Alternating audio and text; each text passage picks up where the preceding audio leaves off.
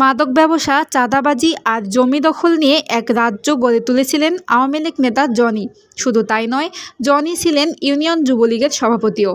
বিভিন্ন সময় দলীয় পরিচয়ে পদের নাম ভাঙিয়ে পুলিশের দালালি, মাদক ব্যবসা, এলাকার জমি দখল করে বেড়াতেন এই আরিফ আহমেদ জনি।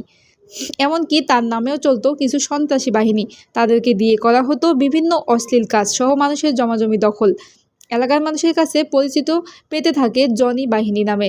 জনির এমন সব কিচ্ছা কাহিনী ও জমি দখলের বাস্তব চিত্র নিয়ে ঝিনাইদহ থেকে মোহাম্মদ সবুজ হোসেনের প্রতিবেদনে জানাচ্ছেন বিস্তারিত। আমরা যে স্থানে অবস্থান করছি এটা হচ্ছে যে 7 নম্বর মহারাজপুর ইউনিয়নের মহারাজপুর গ্রামের আমরাতলা খালের মাঠে।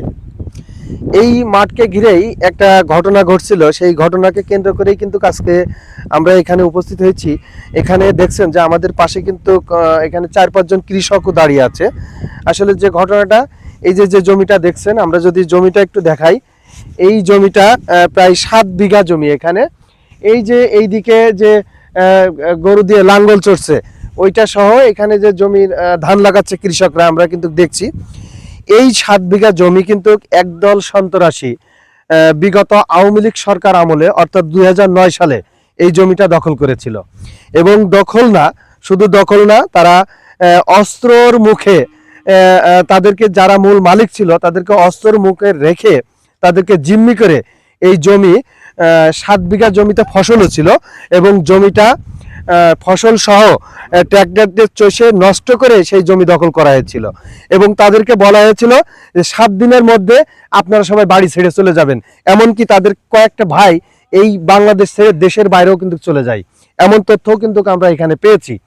তো সেই আঙ্গিকেই আজকে কিন্তু তাদের এই কাগজপাতি সঠিক থাকা সত্ত্বেই এলাকার জনগণ থেকে এবং আইনতভাবে তারা কিন্তু এই জমি আজকে প্রায় 15 বছর পরে, তাই তো 15 বছর পরে আজকে কিন্তু এই জমি হাতে পেয়েছে। এখানে কিন্তু জমির মালিক এই যে আমাদের হান্নান ভাই আছেন, ওনার আরো ভাই ভাগার আছেন, ওনারাই কিন্তু এই জমির মালিক। তো জমি পেয়ে তারা কিন্তু আজকে 16-17 বছর পরে আসলে অনেক খুশি তারাও, যে দীর্ঘ 15 থেকে 16 বছর পরে এই জমিতে তারা বাপদাদার জমি, সেই পৈতৃক সম্পত্তি তারা আজকে কিন্তু হাতে পেয়েছে। এই আমরা এই এলাকার পাশেরই মানুষ, আমরা জানি যে এই জমির মালিক আছে হান্নান ভাইরা, কিন্তু বিগত 16 বছর ক্ষমতার বলে ওই আমলিগির দল কিছু লোকজন এসে এই জমিটা দখল করে। পরে এই জমি কেন্দ্র করে আমার বাড়িতে পুলিশ নিয়ে এসে রাত্রের অন্ধকারে আমাকে উঠিয়ে নিয়ে যায়। তারা বড় অঙ্কের টাকা দাবি করে, দেওয়ার সক্ষম নেই। আমাদের জমি চলে গেছে, টাকা নেই, আমরা এখন কি করব? তারে দাঁড়ে ঘুরেছি। পরে একজনের সহযোগিতা নিয়ে আমি সেই জেল থেকে আমার জামিন করে বের করে নিয়ে আসি। এগুলো করেছে আছে আরিফ আহমেদ জনি, যুবলীগের নেতা। জনি আসছিল, মুখে গামছা পরে আমাকে চিহ্নিত করেছে, যে জানে আমি সিঙ্গাপুরতে আইছি, আমার কাছে অনেক টাকা পয়সা আছে। এগুলো ভেবে তারা আমার কাছ থেকে মোটা অঙ্কের টাকা দাবি করে। আজকেও আমরা জমিতে আসছি, আজকেও আমাদের হুমকি দিচ্ছে। আমার এই যে বিগত 16 বছর পূর্বে আমার সব আওয়ামী লীগের এই সন্ত্রাস বাহিনী জনি, মহি এবং রশিদ কন্ট্রাক্টর, মোস্তফা ইগার কারণে আমার 16 বছর আমি দীর্ঘ বাড়ি ছাড়া হয়ে গিয়েছি। ঘর বাড়ি আমার কুপিয়ে নির্যাতন করেছে। এখন আমার কাগজ থাকা সত্ত্বেও আমি এই জমিগুলো ফিরে পাইনি। এখন কাগজ আমার রাইট, এখন আমি জমি আবার ফিরে পাইছি। আসসালামু আলাইকুম। আমি মহারাজপুরের বাসিন্দার। দীর্ঘ 16 বছর এই ইতিপূর্বে জমি আমার বাপদাদা চাষ করে গিয়েছে। আমার বাপদাদার আমল থেকে আমরা এই যে জমিতে চাষাবাদ অবস্থায় ছিলাম।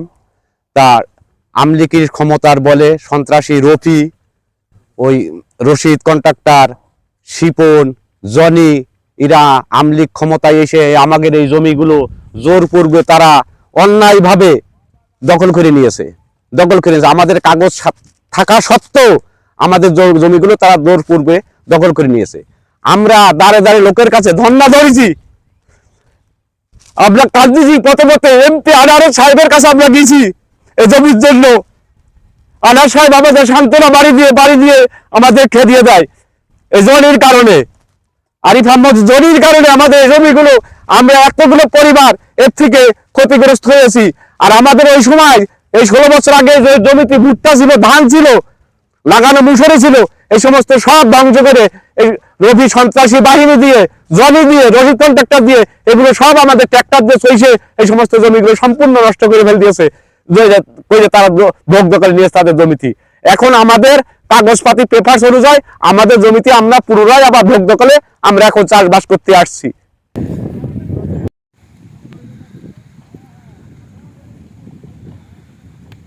আমি মোহাম্মদ সৌরভ হোসেন সবুজ, ঝিনাইদহ থেকে। প্রত্যেকের যেন এমন কাহিনী, এমন ঘটনা যেন আর কোথাও না ঘটে, সেই দিকে প্রশাসন এবং আইনের দৃষ্টি আকর্ষণ করছি।